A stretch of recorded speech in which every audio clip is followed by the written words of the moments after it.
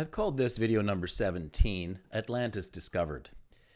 Sadly, no evidence, however, that aliens built Atlantis has been found.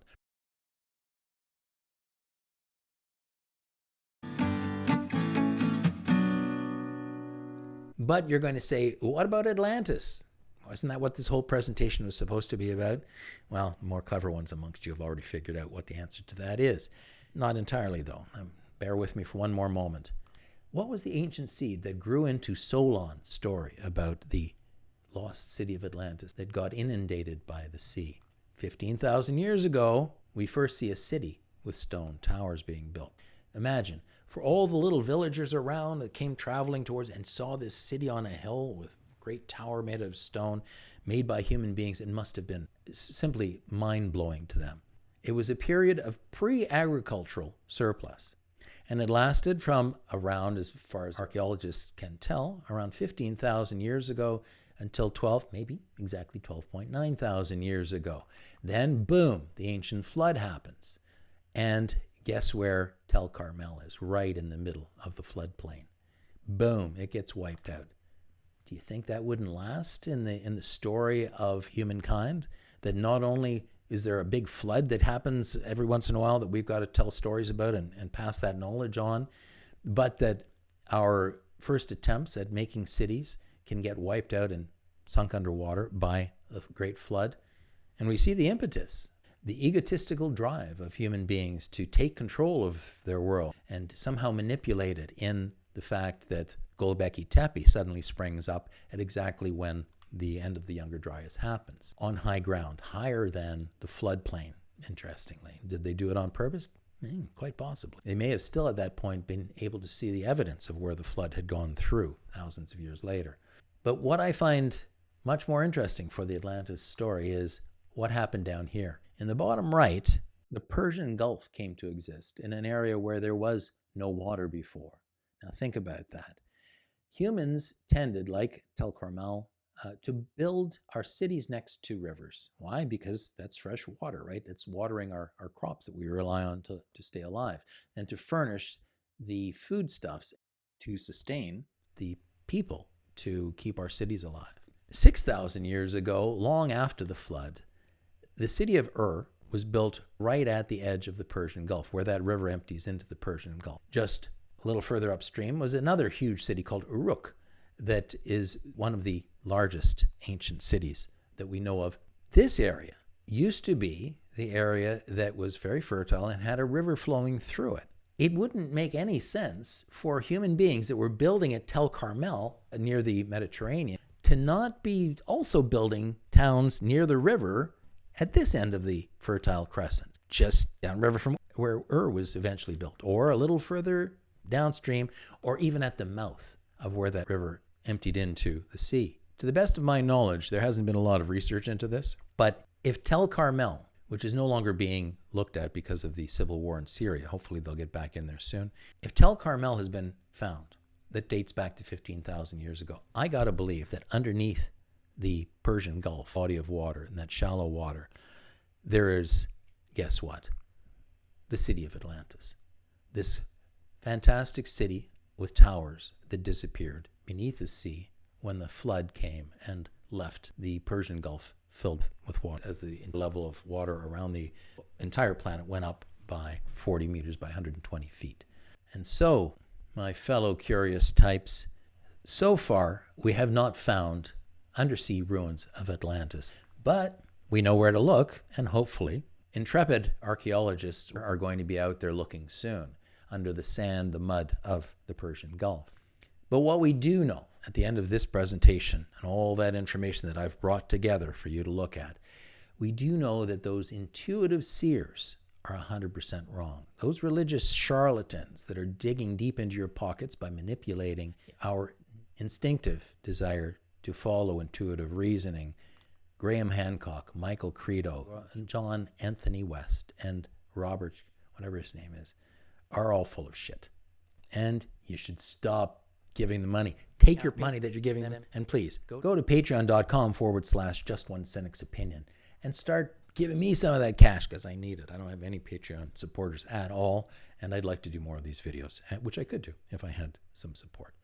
Bye for now. Look for the next one coming up, which is going to be all about narcissistic psychopaths, how they become dictators, how that only started at a certain part in our human history about 5,000 years ago, and how it continues to this day and won't be stopped unless all of us get together and realize that they're out there and that we have to do something to put up a barrier to prevent them from doing the shit that they do to us for their own twisted reasons, their own self-centered reasons that in no way benefits the mass of humanity.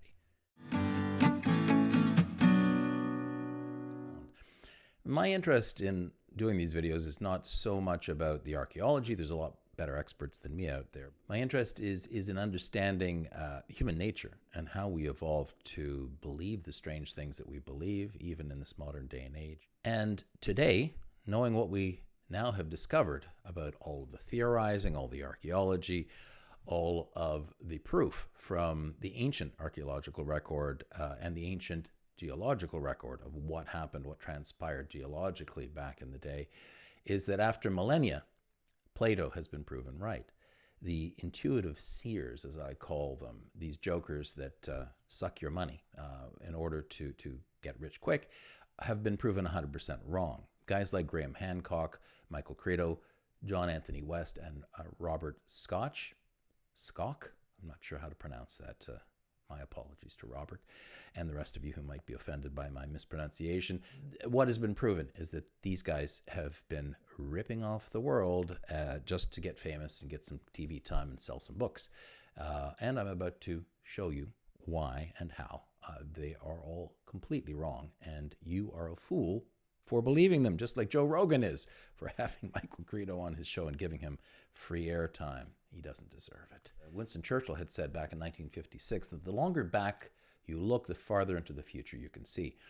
And that really encapsulates my view of human nature. My belief, my passion about learning more about human nature and our history is that the more we can understand about how we became the way we are, how we evolved to behave the way we do and believe the crazy, counterproductive things that we do in this modern age, is that by understanding how evolution shaped human behavior, that's the only way we're going to be able to foresee what we must do in order to survive the future that we have created.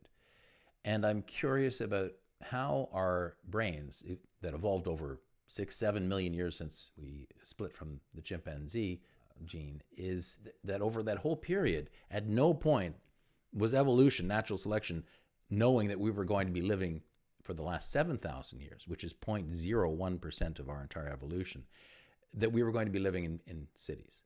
And yet here we are, we think it's normal. I call it the new normal. If it's what we're doing right now, human beings go, well, it's clearly normal. It's not. And we aren't evolved to live in the situation that we're living in right now, the circumstances we're living in. And yet we muddle through. By understanding how we got to this point and why our reactions are what they are, our instincts, our intuitions are what they are, we can better understand what we need to do to survive moving into the future. Versus all the other Homo species that went extinct, or we helped to make extinct, what is it that makes Homo sapiens so unique? Our big brains led us to develop our uniquely human consciousness. And that uniquely human consciousness, let's face it, the other animals out there, the dolphins have some level of consciousness. Bonobos have certainly some forms of fairly developed empathy and care for each other. But it's unique amongst Homo that we became both conscious, and that consciousness led to this unique push and pull. It led us, with our big brains, to a capacity for complex emotions, much more complex than any other species seems to have. And that key emotion seems to be love. We have on the one side a love of ourselves, that's ego in its raw form. And on the other side, we have love of others, empathy. And there has always been this push and pull between ego and empathy. And that is really at its very, very essence what makes Homo sapiens so unique. And what that push and pull between ego and empathy, ourself versus others, that put us in a unique position to put social cooperation to use and leverage it to survive better than any other species out there, and for us to develop tribal solidarity. Social cooperation and tribal solidarity is what allowed us to dominate the planet and take over from every other species out there. So we have this balance that we have to try to achieve. We seem to very rarely be able to achieve this balance individually. It is only when we are in a tribal social environment that the group of us can achieve this balance between pure self-interest on one side and honor, virtue, justice, fairness, equality, integrity, all of the things that we value in others and that the group values in individuals. It's an ongoing balance that as a group we try to achieve, but that we know that certain individuals, the narcissistic psychopaths among us, do not have. Because they are missing the empathy chip, they are totally self-interested and have none of those other things, although they sometimes are able to fake it. We can see in narcissistic psychopaths who so often want to become the leaders of our nations, of our tribes and our nations, that they cannot achieve this balance. They're incapable of it because they simply don't have the wiring for it. Their wiring is totally self-interest related. They learn, if they're smart narcissists, they learn how to manipulate others who have all those other virtues and manipulate those virtues in order to benefit themselves.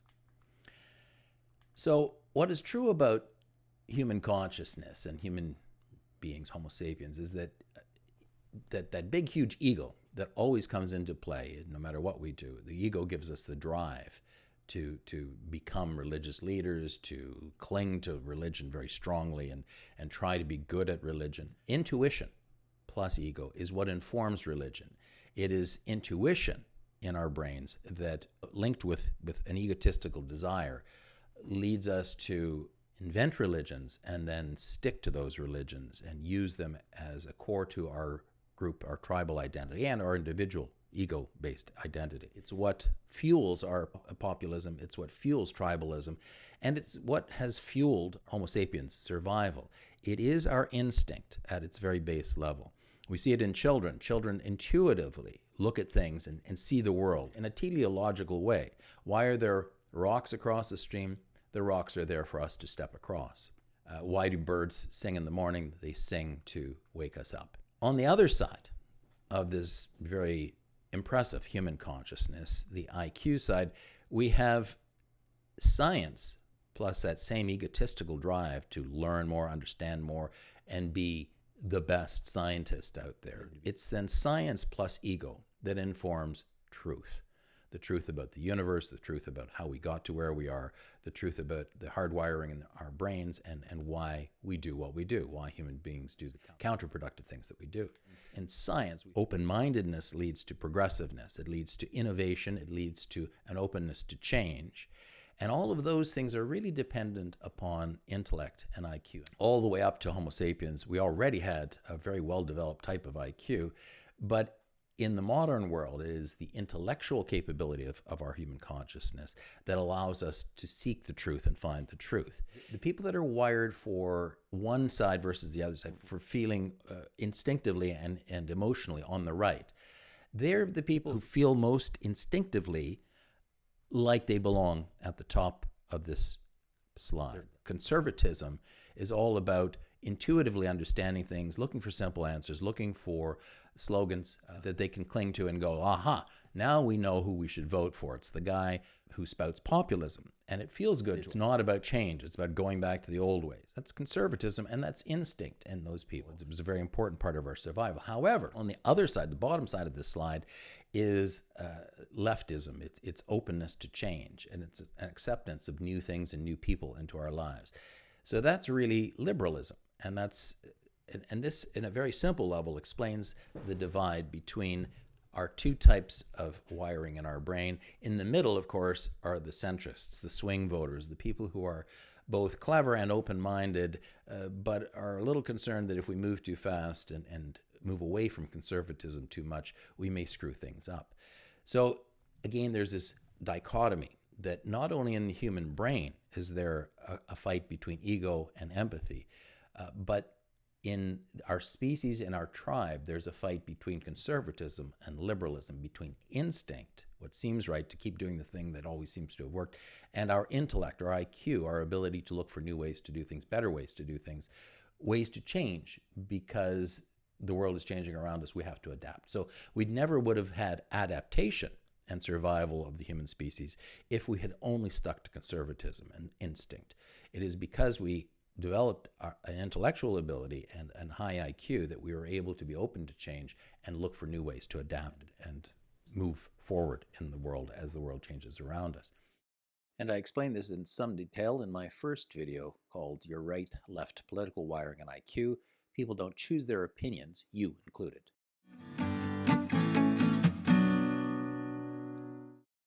What got me started on this particular topic was this one idiot who produced a YouTube video on this. There was a professor out there, I think in France, who actually subscribed to this idea first of all. And in looking at these stones in stone wall in Peru, and the fantastic way that they fit together so closely, and in specific looking at this visual, which is these two lumps that appear on the bottom of each of these stones if they look closely enough at them. These guys looked at this. You can see the chips in the stone that were made and the smoothing that was done to work the stone. This is, I believe, granite. These guys said, oh, I think it looks like bags of concrete I left out in my backyard. And after a while, the weather took the paper away, and all I was left with was a bag of concrete that looked a lot like this, with these lumps in the corners where the bag used to be. So I'm pretty sure that what the ancient Peruvians were doing thousands of years ago was using some kind of mysterious cement, and that's how they got the blocks to fit together so nicely. They had bags of some kind of canvas that they made, or animal skins, and they set the stuff in, and that's how they made these things fit so nicely and tightly. Now, if you use your brain for even a moment, you'll realize there's no mysterious cement. These are made out of granite. What they did that was miraculous was that they figured out how to cut these stones and make them fit with ancient technology before they even had metal. And that's amazing. But there's nothing about these stones here or anywhere else in the world that has to do with some mysterious pulverization of granite into a powder that then was somehow turned into cement. It's just plain stupid, especially when you look really close by to where this one tourist had gone, American tourist had gone and came up with this great idea and then made a video about it. Right next door are these stones in this wall, which clearly doesn't look like anything like cement, but still has the same lumps on the bottom. Why do they have these lumps? They have used the same lumps in Greek and Roman construction with marble, is that they needed something at the bottom to strap wood against, wrap it together, and be able to carry these stones, lower them into place from above and from the side, and manipulate the stones. That's all. The only reason that these lumps were there, these protrusions were there. In Greek and Roman architecture, they actually knocked them off and sanded them down after they finished moving the pieces into place. But what it said to me was, my God, look at this. The internet now has created this forum for these idiots to come up with intuitive explanations for things, and then create videos to and put these wackadoodle ideas out there. So I took it upon myself to be the voice of reason and come back and go, no guys, intuition is not the way to understand the world. Science and scientific methodology is the way to do so. So we've got, and I've gone on the internet and I've been amazed that there's like channel called UFO TV and a ton of other ones. Some of them seem to have been taken down now. I think that YouTube has been purging some of the crazier ones. There are so many of these channels and these wackadoodles out there that are going with intuitive understanding, like this Robert Schoch guy and his ideas about how far back the Sphinx goes.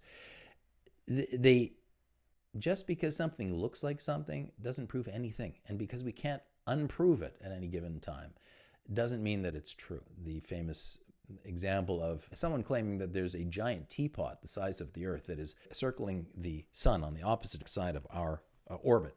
Just because we claim that there's a giant teapot out there and we can't see it because it's on the other side of the sun doesn't make the theory true.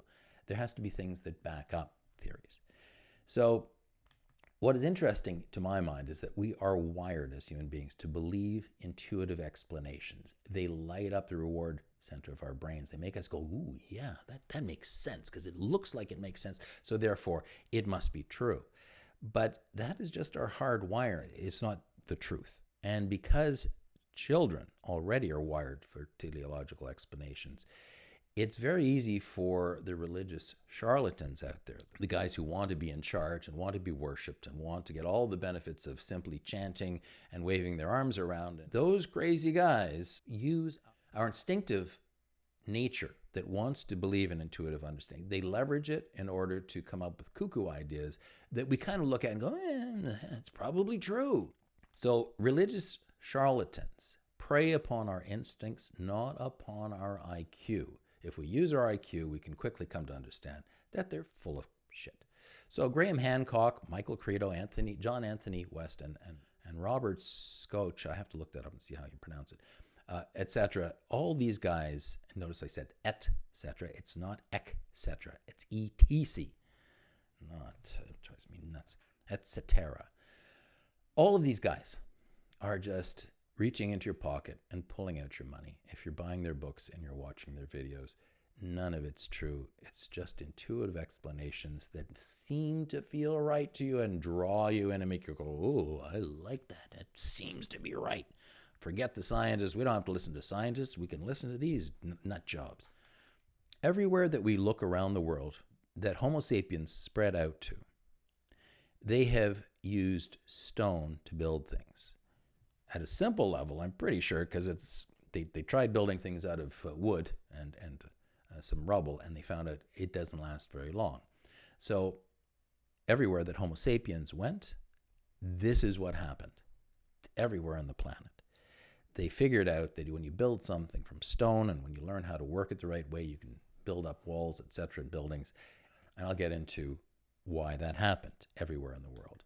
The basic deal with these religious charlatans, however, is if we can't explain something, it must be aliens. My wife tells me this all the time. Or some other fanciful notion that your intuitive imagination just cooked up to explain what you're looking at. Plato was a philosopher, but he was also a storyteller. He made his points by telling stories. The Atlantis that Plato put to use was an invention of his own, but it was based upon the story he had heard from Solon, whose real name was Sontius the Scythe, and had visited Egypt and brought the story back to Greece. Solon told Plato about this story that had been passed down through generations of humans through the oral tradition. The Atlantis that Solon was recounting was real. It was simply very far back in human history. We're going to find it through this presentation.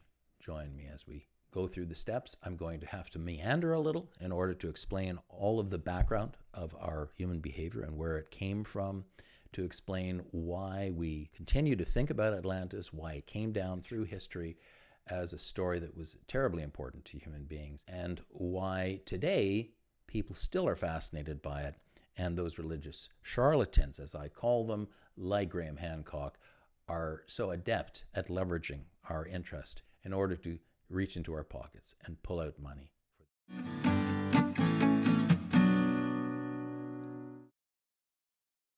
For 1.9 million years, these guys, amazing, a Homo erectus, 1.9 million years without a heck of a lot of change, although probably the rest of our species did evolve out of small pockets of Homo erectus, like Neanderthal.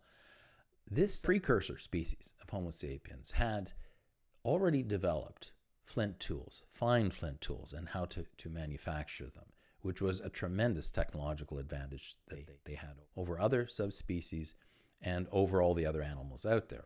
They had evolved, versus chimpanzees, to have the musculature and the bone structure to be able to throw and therefore kill at a distance, which was a tremendous advantage, of course, for species that no longer had fangs or claws and were far smaller than the predators that were out in their environment.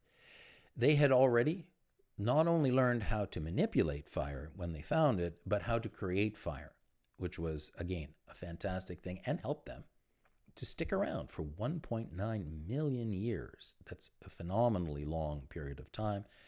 And what that allowed them to do, both flint tools, the ability to throw, kill at a distance, and use fire was to be able to kill and then cook meat and move away from pure gathering of plants and fruit, to be able to use protein to very quickly feed their growing brains and to be able to maintain their species for almost 2 million years before they were snuffed out. What Stephen Jay Gould, a brilliant theorist now dead, who worked on sociobiology and human evolution and natural selection, what he described as the key mechanism in natural selection, in creating change in evolution, was punctuated equilibrium. And that is the fact that when we suffer, any species suffers a huge decimation of the population, that is going from millions or hundreds of thousands down to just a few, that's the engine of natural selection. You cannot have mutations pop up and survive unless there's something that they are doing better than.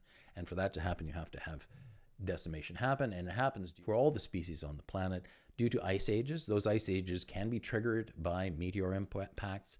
They can be triggered by plinium volcanoes that explode a huge amount of ash and steam up into the air that changes the climate of the Earth for sometimes centuries.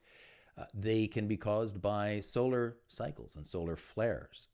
They can be caused by the changes in the Earth's orbit that takes the Earth farther away during the winter season and allows the entire Earth to cool down and ice ages to begin and be maintained. They can happen due to magnetic pole reversals, which changes the magnetosphere that normally prevents UV radiation and solar radiation from reaching the Earth in great quantities. It allows a little more in, and it either warms up the Earth or cools down the Earth. They can be caused by ocean current changes that then change the climate from the extremes at either end of the planet towards the equator, or they can also be caused, the population decimation can also be caused by other catastrophes like the melting floods that come after an ice age, or earthquakes that cause mudslides underground or at the shore of continents that cause huge tsunamis. They can be caused by droughts that starve out the populations of animals and Homo species. They can be caused by plagues that kill up to 90%, as we've seen in modern days with Ebola. If we hadn't had modern technology to stop it, it quite easily could have spread from the animal species that it jumps to humans and can kill up to 90% of our population, as happened during the Middle Ages with the Black Death.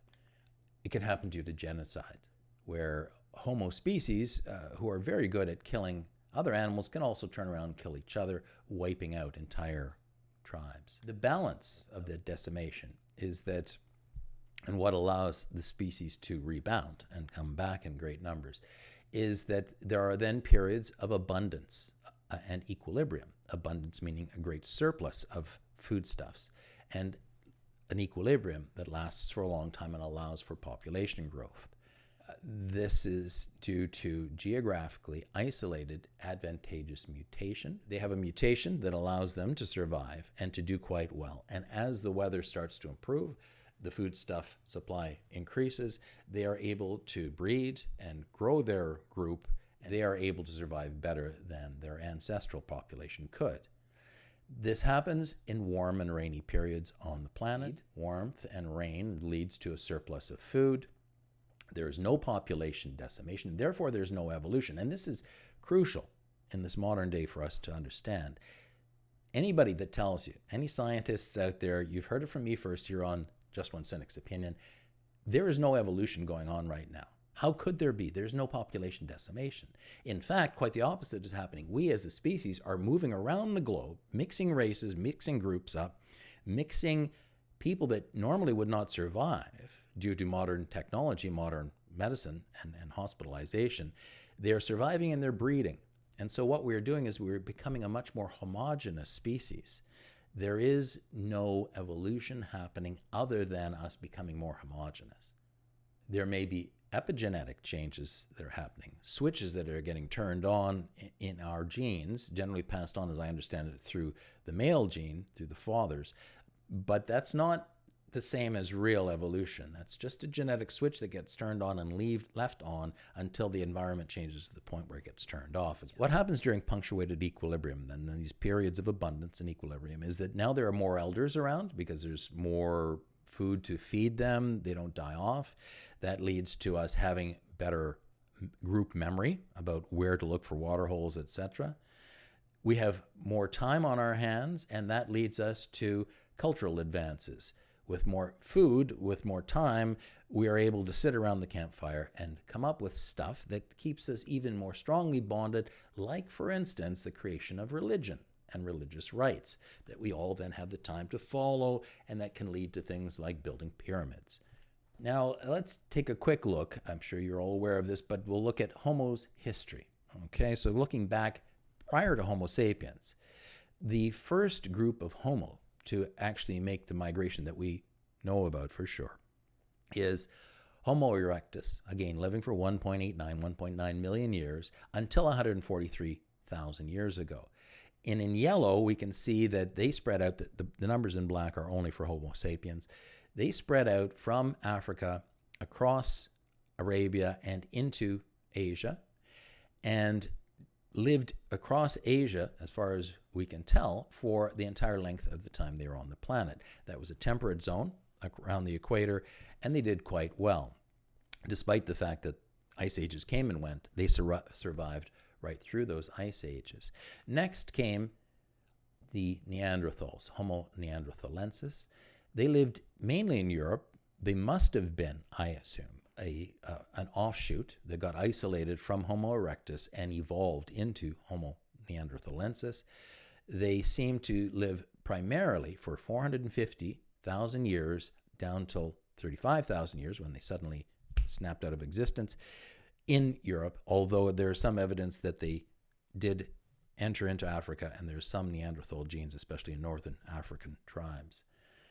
Along came Homo sapiens about 300,000 years ago that evolved in Africa, maybe even in southern Africa, and spread first of all north into northern Africa and then across the Arabian Peninsula into Homo erectus territory in the Middle East and in Asia about 70,000 years ago. It seems as though Homo sapiens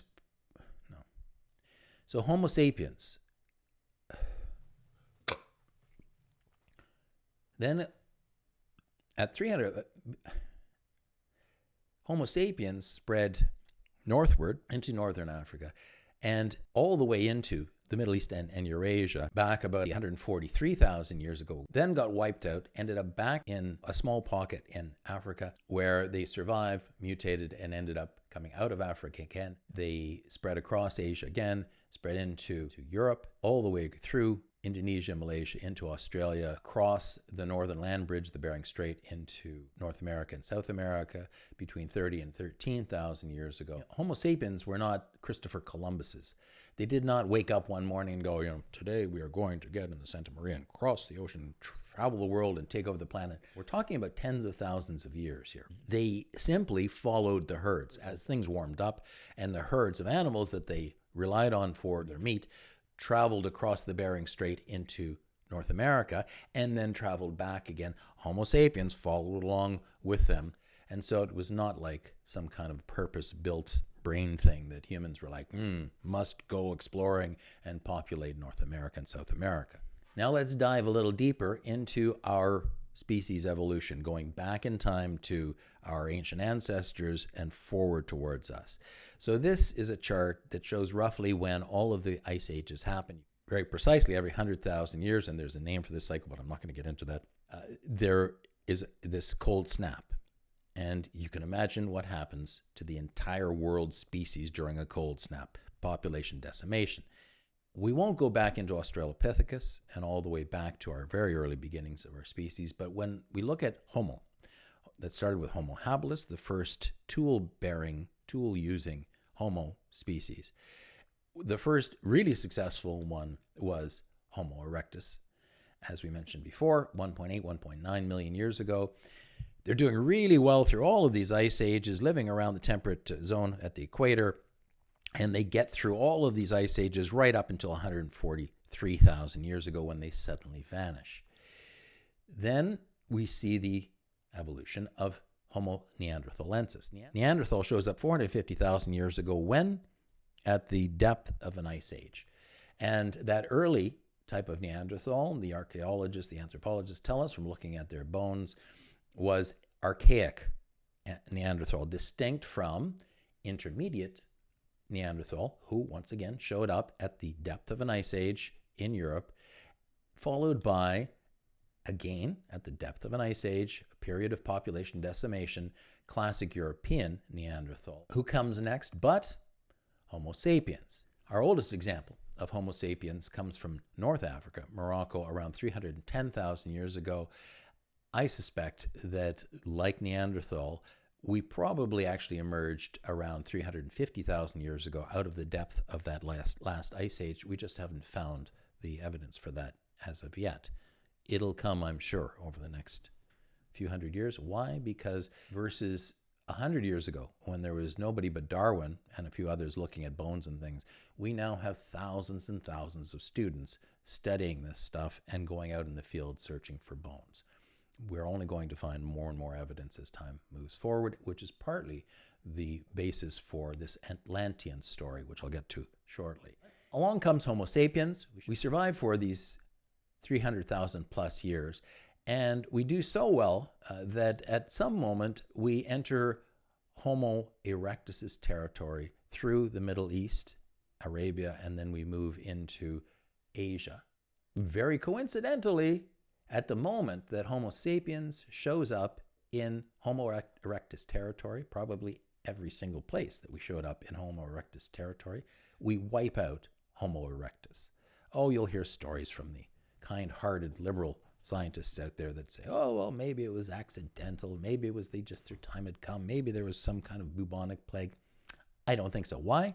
Because we're really good at killing everybody that we run into, including each other.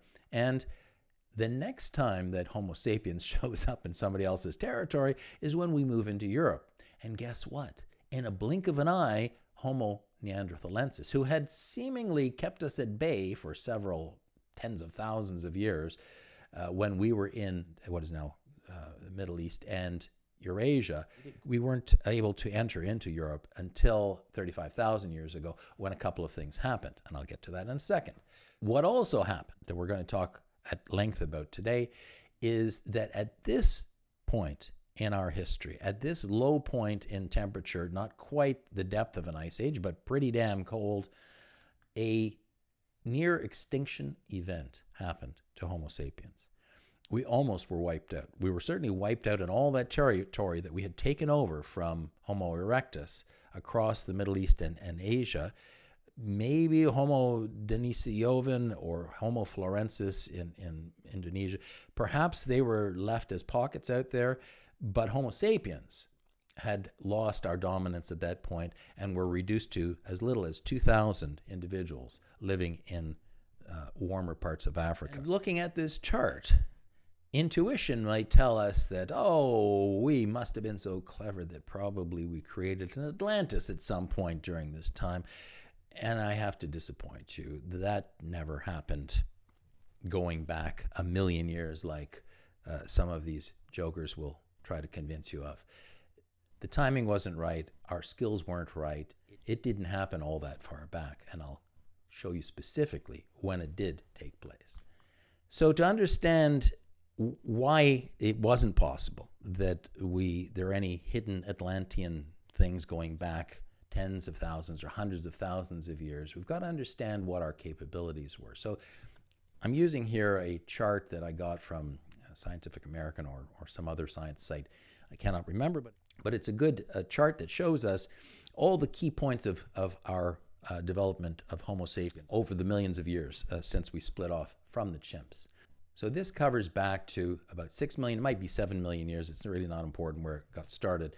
The point is that over 5.7, and there's a reason I haven't counted the last 300,000 years, we'll get to that in a minute, which is Homo sapiens history. If we look back at all the rest of our history, going back 5.7 or 6.7 million years, we start off way back when, differentiating from the chimpanzee line because a modification in our genes happened that had us standing upright and taking advantage of the new savanna that started to exist at that time, while the chimps stayed in the trees. Back at that time, just like chimps, we were already using found tools. We were using stones that we found. We were using sticks and wood that we found, etc. So that was already a part of our psyche, a part of our capability right at the beginning of this historical chart. At about 4.5 million years ago, the social anthropologists believe that we moved away from a chimp-like behavior of the mothers alone being responsible for looking after the babies to, as our brains started to get bigger and therefore we needed to be born later and born more vulnerable, we began pair bonding. Many species do pair bonding. Swans do it. All kinds of other animals do it. However, in humans, with our growing brain capacity, it led to deeper emotions and of attachment and love and the ability for oxytocin and other hormones to begin to play a greater role in our species than in others. There's a long gap before much interesting happens, and that's way up here at about 2.5 to 3 million years ago when we finally start to see, this is when Homo erectus shows up in the scene, we start to see us getting smart enough that we start modifying the tools that we find. We probably were already doing this with softer materials like wood before this, but at this point we start actually manipulating rocks and turning them into sharper rocks, shaping them in ways that are more advantageous to use as tools. Another big gap happens before we figure out how to manipulate those Homo habilis stone tools into fine flint tools, sharper points that can be modified into arrows and chopping tools and spears.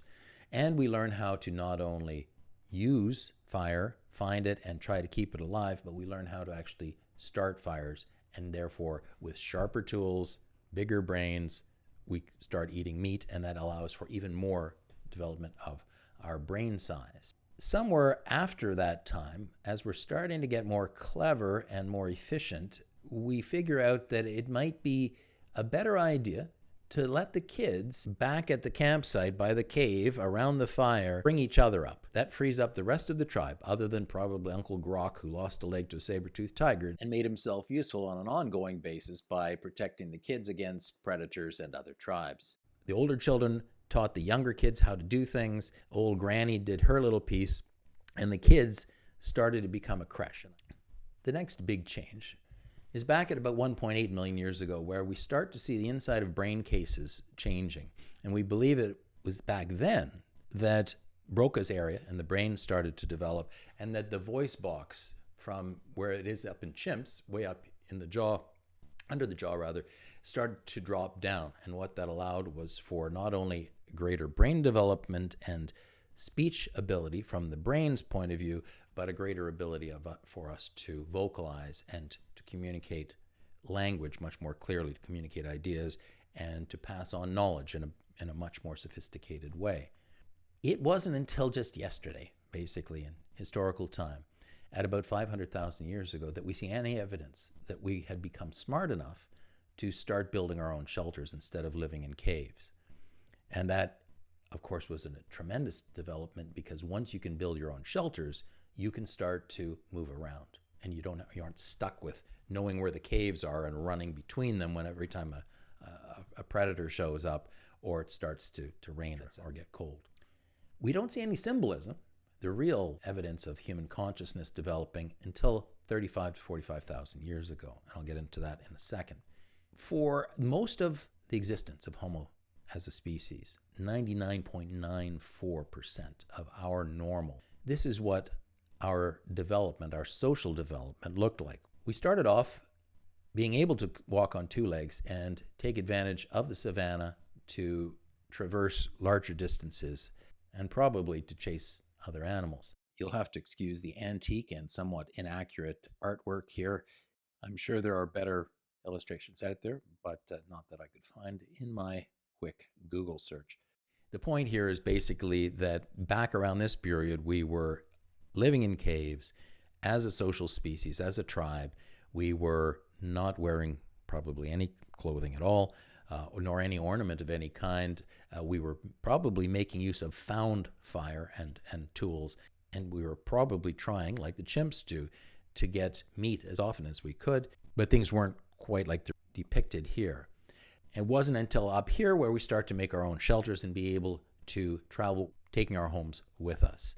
And we're using fire, and we have much more sophisticated tools that allow us to find meat on the go and basically keep our larder, our refrigerator full of meat near us at all times by following the herds. And it wasn't until virtually yesterday that we start living in permanent settlements. And when we start to live in permanent settlements, we are able to have some people who are specialists at tanning hides, others who are best at making arrows, etc. And this leads to a great leap forward in our ability to both take on the world and create new technology. What I find absolutely fascinating is that right now, today, if you leave human beings, if you take a bunch of kids by accident and leave them stranded on a deserted island, even after generations and generations of cultural development, this is as far as they will get, technologically speaking. This is a helicopter picture taken from the Amazon only a couple of years ago. This is a Stone Age tribe. They have exactly the same brain power and genetics as we do, but left on their own in the jungle without a great surplus of food. They are hunter-gatherers with temporary villages that move around with the seasons as the food supply moves. And that is as advanced as our species will be if you take away civilization from us and take us back to being just a few of us trying to survive without modern technology and all of the advances of modern civilization to support our brain's ability to invent and create new technology. Let's zoom in now. Let's jump forward a little from 5.7 to 5.9 million years, right up till close to the present time. I'm skipping ahead to when we used to think that Homo sapiens got started 100,000 years ago. We take this entire 5.9 million years and we look at just the last 100,000 years, which is this little red bar that drops into place here at the right-hand end of our timeline. We then squish down all of this 5.9 million years into this little tiny space over here, and we look at just the last 100,000 years of the Paleolithic and the Neolithic era. We have a timeline that looks like a hockey stick of our human knowledge, of our human technology. Very little development for almost 6 million years. Then not a lot of development for the next 100,000 almost years. And then a sudden hockey stick at the end. Let's look at some of the key developments. Back at 140,000 years ago, we have found evidence that we started to manipulate shells and things like that to make adornments, to wear necklaces and to make ourselves look more attractive. Probably it was hierarchical. And it wasn't until another 20,000 years later before we see any signs that we started to use ochre to start painting those shells, probably painting our bodies, taking another step forward in manipulating the world around us to change the way we are perceived by others of our species. There's another huge gap before we get to the next big development, which was that it's 72,000 years ago, when another ice age was in full bloom, that we were using the skins of the animals that we were killing to create clothing that would keep us warm through the winter. Neanderthals were probably using this even further back, but we don't have any evidence of that at the moment. This was not yet sewn clothing. Bone needles have not been developed at this point. It's still us cutting and manipulating those skins. The bone needles come much more recently. At 50,000 years ago, we start to see a cultural revolution. We start to see ritual burials. More brilliant strategies are being developed by humankind to bring down bigger and bigger animals in greater quantities. At 35,000 years ago, maybe as long as 45,000 years ago, we start to see Homo sapiens using symbolization, to leave not just portraits of the animals that we are chasing and relying on. These handprints say something about our brain development in terms of our egos. The fact that we wanted to leave an impression of, I was here and I'm leaving a permanent mark of myself. That is a significant development in the way our human consciousness was developing. At 12,000 years ago, we finally see us not only harvesting tubers, we start to harvest grains and to start to figure out how to turn those grains with fire into breadstuffs. We begin to rely on carbohydrates for energy rather than predominantly meat and tubers. With farming coming along, we see us starting to become sedentary and evidence of permanent villages showing up in the archaeological record. We'll get into in a moment why that happened at 12,000 years. It didn't happen at 30,000 years. And only at 5,500 years ago do we see, again, back to my point about the fact that left stranded without modern technology or the knowledge of how to create it, we quickly revert to Stone Age technology alone, hunter-gathering. It was 5,500 years ago that Otzi, the Iceman, lived with herbal medicines and foodstuffs that they could carry with them, insulated clothing, copper tools, etc. While he was living in a relatively rudimentary Stone Age culture, at the same time down in Sumeria, not only did they have farming, they were already developing cuneiform writing to keep tabs on their trade.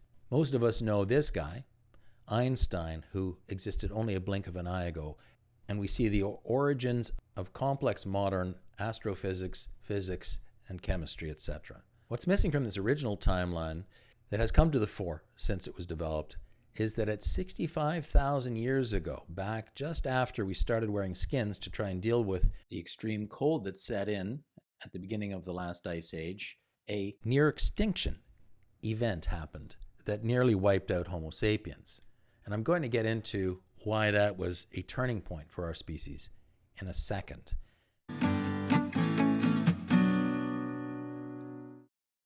Homo's secret weapon, going back all the way through Homo habilis, was not only that we were social and that we were smarter than the average bear. This was crucial because left on our own, walking across the savannah or walking through a forest, we were extremely vulnerable. We had no claws, we had no teeth, we had no superior strength. We could not outrun a charging cave bear. We were minced meat. We were basically a snack for saber-toothed tigers, etc. What made us less vulnerable was the fact we were both social and smarter. Here is Neanderthal in England attacking cave bears. They actually wiped them out because that's what we tend to do as a species. When very vulnerable Homo subspecies and sapiens get together as a group with their smarts and their rudimentary technology, they become a formidable killing force and move from being extremely vulnerable to extremely efficient killers. And what further development, as our brains got bigger and bigger, led to was not only that bigger brains made us smarter, but those greater smarts led to increased emotion, complex emotion, like love, and that love led to empathy for each other.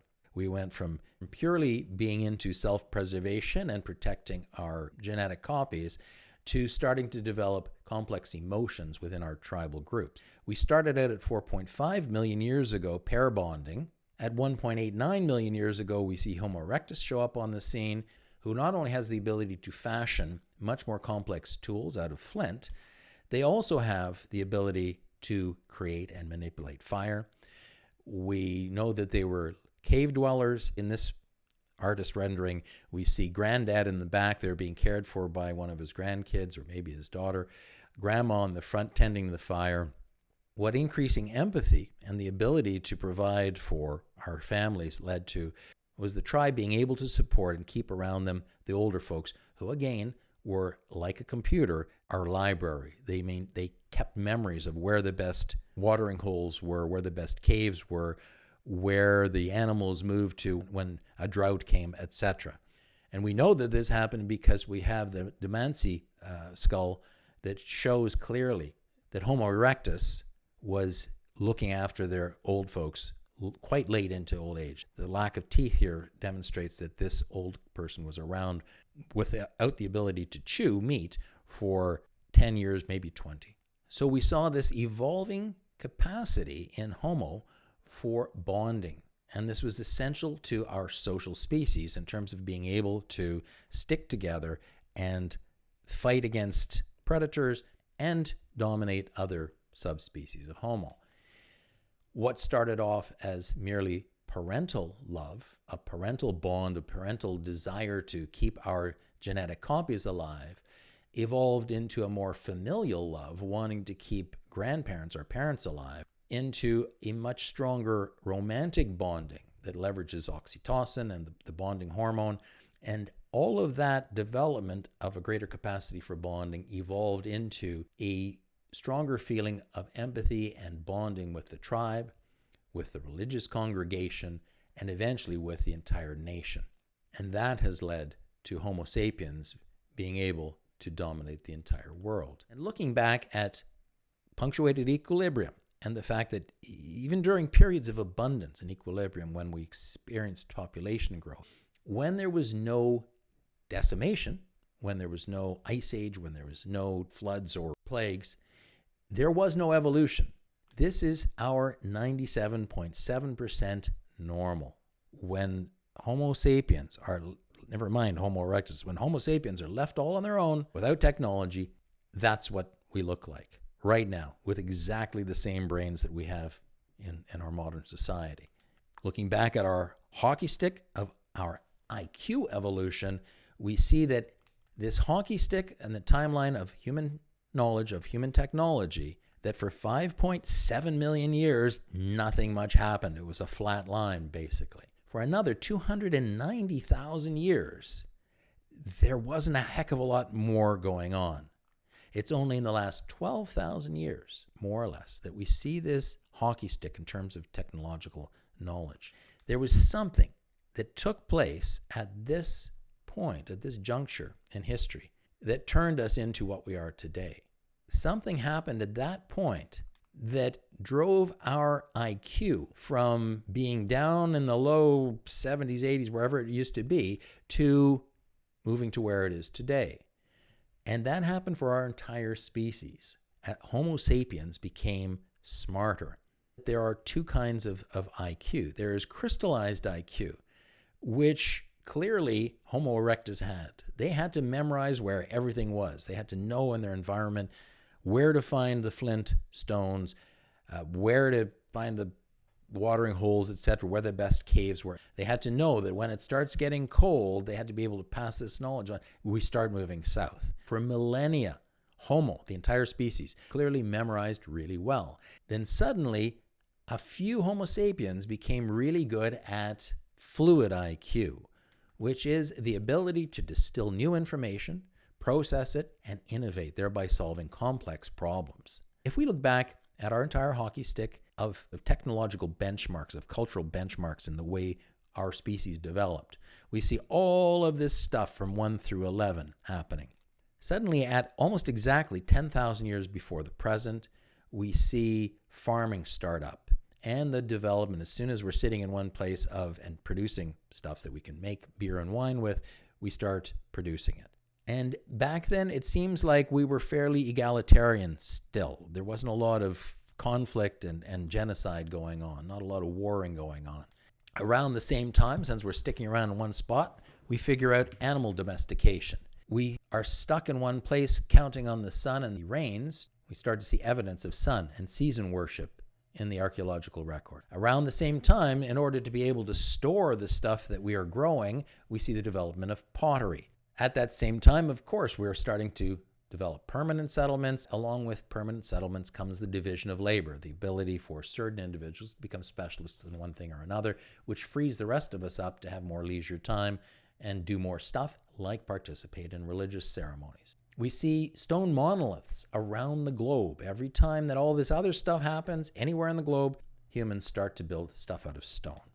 We see at around 9,000 years before the present, copper tools begin to be developed. And initially, it was egalitarian, mainly used, it looks like, for farming.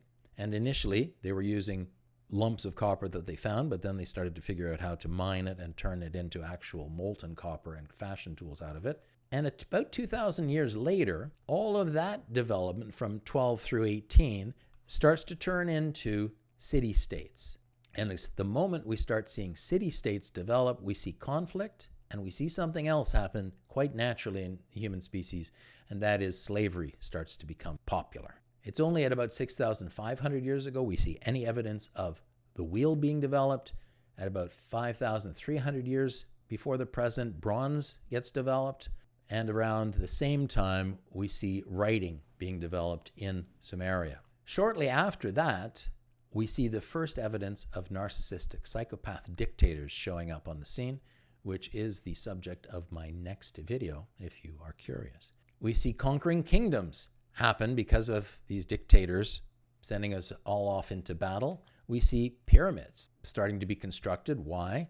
Not just for religious purposes, but mainly to show worship and idolation of these narcissistic psychopath dictators. Gold shows up at about 4,500 years before the present and creates all kinds of conflict. And then, in almost every civilization that develops, we see civilization collapse happen.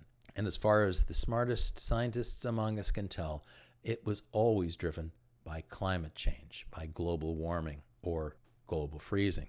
Nothing much happens that's significant until about 3,200 years before the present, when humankind figures out how to mine and put to use iron. Millennia go by before we see another tick forward in technology, and that is the Industrial Revolution that happened only 260 years ago. And although Industrial Revolution led to a great deal of new technology, the only next big change that happened was about 50 years ago. We finally see an end to slavery, which has not happened globally yet. In Africa, in North Africa, in the Middle East, it is still very common to find slaves. When I lived in Lebanon, the Lebanese were very happily still enslaving Filipino girls who were brought over. Their passports were taken away. The sons would make and husbands would make use of them for sexual favors, and they would not be allowed to return to the Philippines, if ever. Many of them simply disappear, and their bones are never found because clearly they don't want the stories getting out. Sad and scary, but it is true. It is still going on. The key point about this particular slide is that if we look at all these three columns, these last two columns all only take place in the last 10 to 12,000 years. What a couple of years ago was believed to have been the key stepping stone that led to this transformation was the fact that we started caring for grandparents. It's now understood that goes back hundreds of thousands of years to Homo erectus. So merely being able to keep grandparents around and therefore keep the hard drive of our species going, the memory banks, the library of knowledge going, did not lead to any huge hockey stick uptick in human technology and knowledge. There was something else that happened.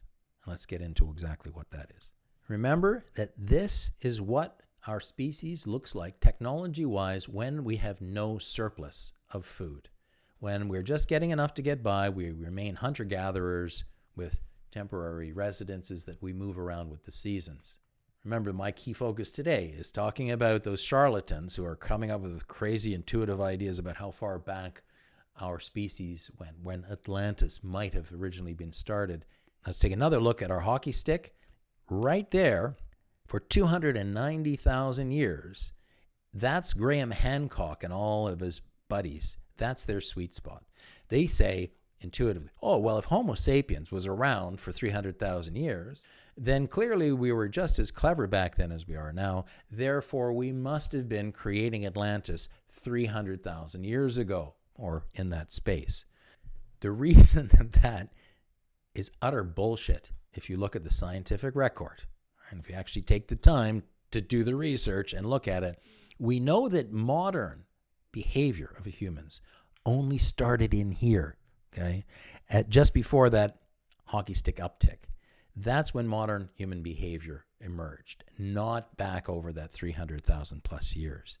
So they are plain wrong. We did not have the capability to be doing anything fancy prior to that change happening. Let's go back again. Remember that intuition plus ego informs religion, whereas science plus ego informs truth.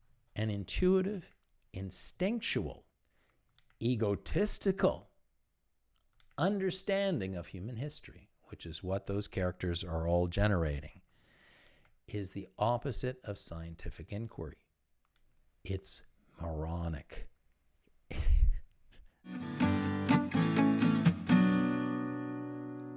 Homo sapiens history, okay? We show up on the scene, we enter Homo erectus territory, wipe them out.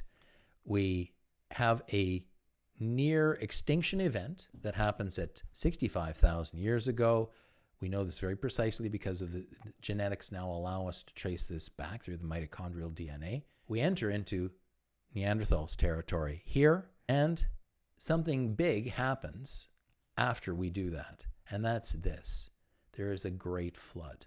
We have the geological evidence for this, and we even know what made it happen. No, it wasn't Graham Hancock's latest excuse to get more of your money and get more time on air. Is that, it must have been an impact of a meteor in Greenland. That's just him using intuitive understanding to make us all go, oh, well, maybe that was it, and jump on his bandwagon and give him some more cash. Become his Patreon on patreon.com. We know what it was. The scientists know what it was. It wasn't an impact of a meteor. It was this. The glaciers were receding, not entirely, but they had receded. They had created a great wall of ice that held back a lake in northern North America called Lake Agassiz. Inside that ice wall was so much water, just like Greenland is holding today. It held enough water to raise globally the sea level by 120 feet, almost 40 meters. When that dam broke, when it finally got warm enough, and you know what happens with ice dams, when they break, they completely vanish very, very quickly. All the ice breaks up, and kaboom, all that water flooded out into Hudson's Bay and out through the Hudson Strait into the North Atlantic. Intuition plus ego informs religion. Neurologists now know that there is a part of the human brain that is wired to invent religion. That's why there's a religion everywhere there are Homo sapiens.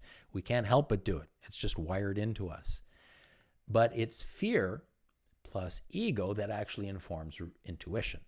So religion is formed by intuition, but intuition is fired up and fueled by fear to keep ourselves alive.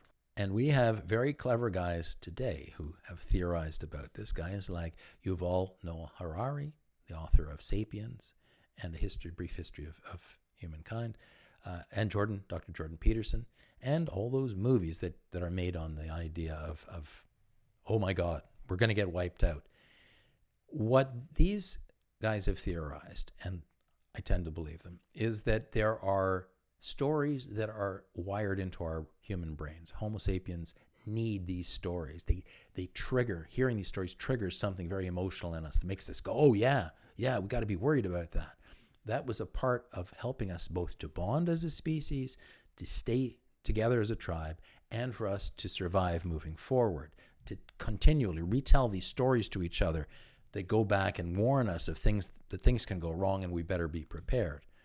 The intuitive sources for those stories are the Bible and guys like Graham Hancock, Michael Credo, etc. Those guys are relying on our intuitions, our instincts, to get us fired up and fearful, and our egos to go, oh my God, I don't want me and my family to die. But they're relying on intuition. We know that at 12,900 years ago, almost precisely, there was a global flood.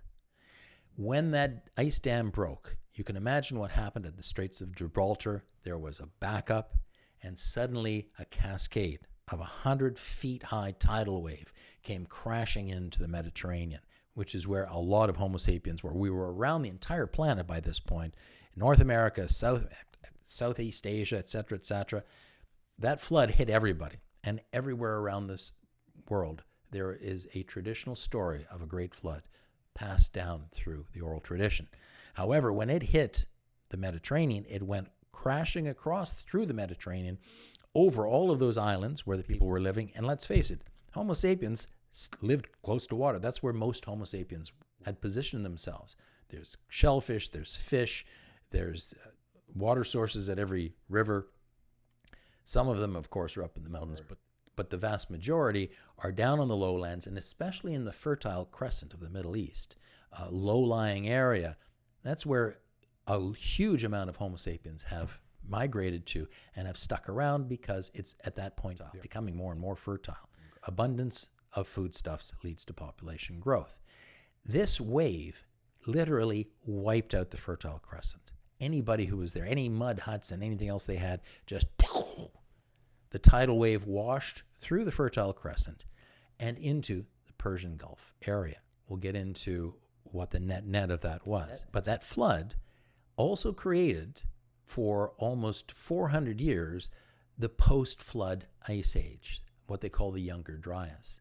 All of that water cascading into the North Atlantic The cold water went under the warmer water, pushed it out, and changed the climate of the northern hemisphere and created a long-lasting drought that created intense pressure on Homo sapiens. The Younger Dryas is the name for that mini ice age.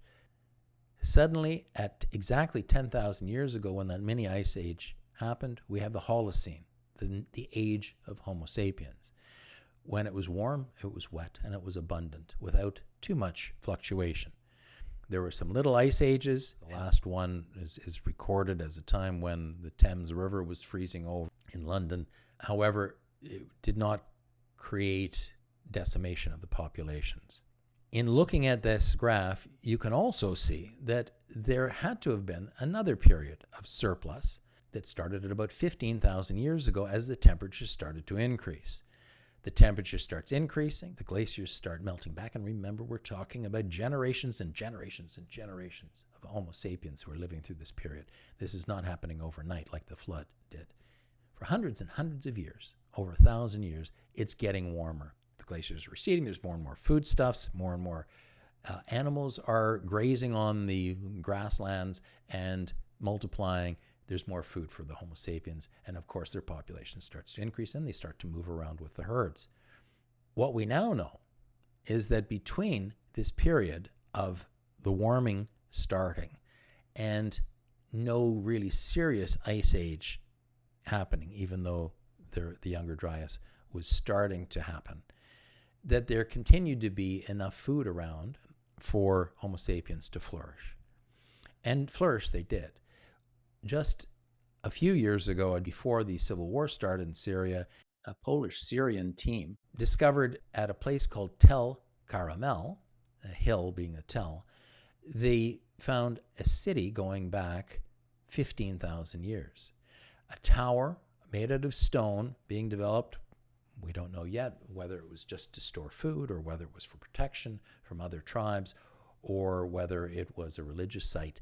However, they were building a tower 15,000 years ago out of stone. Over 100 generations of humans lived and died in that city of Tel Carmel before the Great Flood came through 2,100 years later and completely inundated it. Immediately after the Younger Dryas ended, and within really probably a couple of generations, we see the temperature rocket back up as the effects of that cold water that had entered from Lake Agassiz into the North Atlantic dissipated quite suddenly. We see an improvement happening in Homo sapiens' lives. There was a lot more animals that suddenly showed up on the scene. There was more foodstuffs. And we suddenly see a new thing develop. It is Gölbekli Tepe, which goes back to almost exactly 10,000 years and got filled in for some strange reason some generations after they started it. A huge site of worship. We don't know exactly what, but they were clearly worshiping animals. That great flood and the silt and the new higher water level that it brought to the Fertile Crescent may have inspired Homo sapiens to go, did you see? The oral tradition means that they're passing on these stories, and they can say, after the great flood happened, and the few of us who were up in the hills came back down, we saw that when the water left, seeds that were distributed from all the grains that were there sprouted again and came up through the mud. Maybe we should be doing this ourselves. That's my speculation. However, there are many scientists who are starting to believe that that might have been the case. You can imagine that with that story, as temperatures keep going down, there's a bit of a drought, there's less foodstuffs, there's difficulty for Homo sapiens to survive, that when that ends, suddenly Homo sapiens working together, being religious by nature, get together, and while they're still not farmers yet, they're still hunter-gatherers, they get together and they say, we've got to do something to appease the gods, and maybe we can influence this moving forward. And they develop Gölbekli Tepe. So what was it that happened at that spot, at the left side of that circle where it intersects that hockey stick? And now we know what it was. It was the near extinction event, a period of population decimation that wiped everybody out and led to a geographically isolated mutation in a small group of humans that was advantageous and allowed us not only to survive, but to thrive moving forward. The Max Planck Institute in Germany, a couple of very clever young anthropologists, took all the skulls of Homo sapiens that were all accurately carbon dated, and they found that looking at the ones from 310,000 years ago until 100,000 years ago, they had a flattened and elongated shape. Looking at the ones from 100,000 to 35,000 years ago, they noticed that they were squished. There was an actual change to the craniums and a change, therefore, to the structure of the brains inside. That change is what created a higher IQ in Homo sapiens. Remember that for millennia, Homo erectus were really good at crystallized IQ, but suddenly we became very good at fluid IQ, at the ability to put two and two together and start to go, hang on a second, maybe we should be growing our own food. Maybe we should be domesticating animals. Maybe we should be using copper to create tools, etc., etc. We suddenly got super smart very quickly. And that didn't happen at the younger Dryas. That happened sometime before, but the situation was not ripe for Homo sapiens to take advantage of their new brain power and put it to use. Forgetting about what happened before 100,000 years ago, and just looking at the most recent 100,000 years of Homo sapiens history, we see that at 65,000 years ago, before present, suddenly a change to Homo sapiens brains, to our genetics, and in this new period, big things happened. The biggest thing being that Homo sapiens suddenly came to dominate the entire Earth. We had already spread out across it, but we got wiped out, and suddenly we are back in a position to redistribute ourselves around the planet. During this initial period, from 65,000 to about 35,000 years ago, because we now had the ability to build portable shelters, to have a more complex communication ability, to be able to communicate bigger ideas over a larger group of people over time, because we had all of that, we also had better skills for hunting, and therefore we're able to, with our portable shelters, follow the herds, kill more meat more frequently, use fire to cook it and dry it out and preserve it, keep our families alive, keep our tribes alive, and leave behind us settled tribes as new tribes moved further and further afield.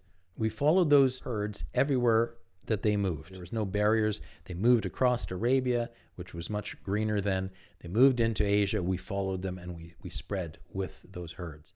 We saw a population increase in Homo sapiens. If you look at the temperature there, the temperature did not go up significantly. And yet, we were able, without a big surplus in foodstuffs, in warm, wet, and abundant, we were able to migrate to the Middle East, Asia, and then into the Europe of the Neanderthals and wipe them out. We were only able to do all of that because the herds of animals were our larder. They were our mobile refrigerator. And they provided us with much more protein to keep us going, maintain bigger brains, and take over the planet, move absolutely everywhere. In this next period, we see us go from even further migration of our species into Australia, South Pacific, and into North, Central, and South America. Here we are, Homo sapiens. We go through our near extinction event. We clearly become much smarter. We're able to propagate ourselves and move everywhere in the planet. And yet, contrary to the intuitive, imaginative ideas of these religious charlatans, Graham Hancock et al., we only see the first stonework start to happen there 15,000 years ago. There's no stonework happening before that anywhere on the planet. So for them to suggest that there's some kind of alien influence and it might go back millions of years and that Atlantis might have been existing in the middle of the Atlantic 100,000 years ago is complete and utter friggin' bullshit. Just look at the archeological record, dudes. You're just inventing shit to become famous and manipulate people's intuitions in order to enrich yourselves. I hate people that do that. Remember that from that point forward, 65,000 years ago, Homo sapiens had genetically identical high-Q brains. We had this change that had happened, and that stuck with us everywhere we went. And our genetics have not evolved significantly since then. Yes, there's been a change in skin color for certain groups. There's been a change in fluid IQ for certain groups. There have been changes in lactose intolerance for certain groups. Some groups have not developed the ability to process alcohol. Some groups have adapted to living at higher altitudes or in colder climates than others. But the intellectual capacity of our brain has not changed markedly since that genetic change 65,000 years ago. And interestingly, everywhere that we go, we have a ravenous appetite to kill and eat everything. All the large, tasty, easy-to-kill species, we make short work of. In New Zealand and South Pacific, it was the moa. Around the Atlantic Circle, it was Steller's sea cow. The dodo bird in South Pacific, the woolly mammoth across the northern hemisphere, the carrier pigeon in America, which was the only one that we wiped out recently with technology guns, and not because we actually wanted to eat it, just because we could blast it out of the sky. The great auk and the auroch in Europe and England. We're really good at extinction, and we're just carrying on now. We have no idea how many insects we've myrtleized and made extinct in the last 20, 30 years, but many estimates are ranging up to 65% of all insect weight and the quantity of insects are gone. There's no more insects getting stuck on your windshield when you drive your car. And insects are the bottom of the ecological pyramid. So bad shit's coming down the pipe, folks. No matter what those deniers who take great joy in going, no, nothing's changing. I want to keep driving my SUV. Yeah, well, got news for you, pal. Like the flat earthers before you, science is just going to, and reality, just going to steamroll right over you. We see suddenly, and perhaps because everywhere we went, we made extinct all the easy-to-kill prey, we see the spread of agriculture from 11,000 years until 3,000 years. And there were no aliens or carrier pigeons carrying the message of agriculture from one group to another group. It's just the fact that humans around the world, everywhere we went, we had the same ability of brain power, and we figured things out. Everywhere you left us alone long enough, and it was warm and wet and abundant long enough, and we started to procreate enough that there was enough of us around, we started to, the smartest one amongst us, remember the IQ bell curve, right?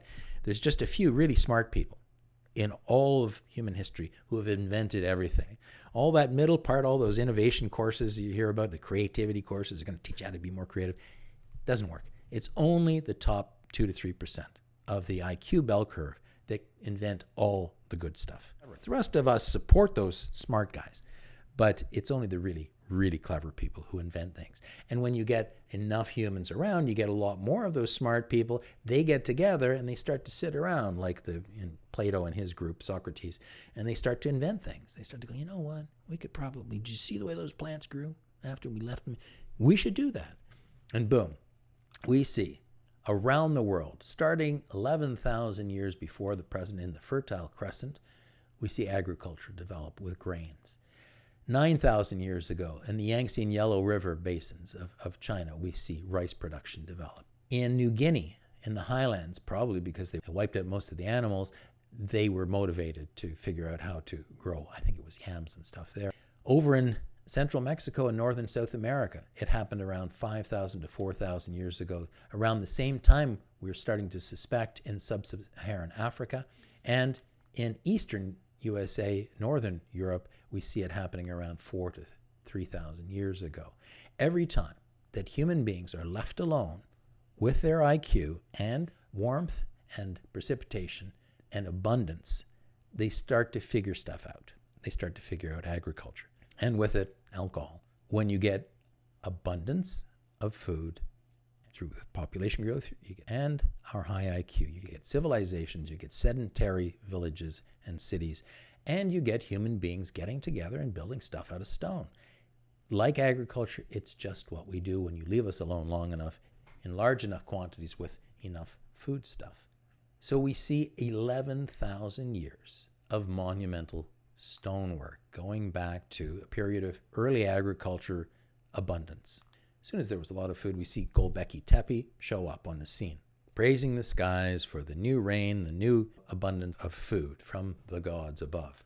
Again, that religion that's wired into us. We see in Baalbek, probably 11,000 years. We don't know. Nobody's ever studied this. All those enormous monolithic stones underneath the Roman and Greek buildings out there. Nobody's looked into where that came from. Somebody was doing that stuff for some crazy reason way back before the Romans. And we see in Jericho, which is in the middle of the Fertile Crescent 11,000 years ago, them building towers out of stones. And we know that's dated to 11,000 years ago. So from the moment the Younger Dryas finishes and temperatures start going up, we start to see human beings building like little ants. From the moment that there's warmth and wet and abundance, there's a moment that there's a surplus as temperatures go up, we see the building of cities. Sadly, that gets wiped out by a great flood, and we see a long period of drought and discomfort for Homo sapiens, and yet as soon as it finishes, they start building with stone again, and organized religion becomes a big deal.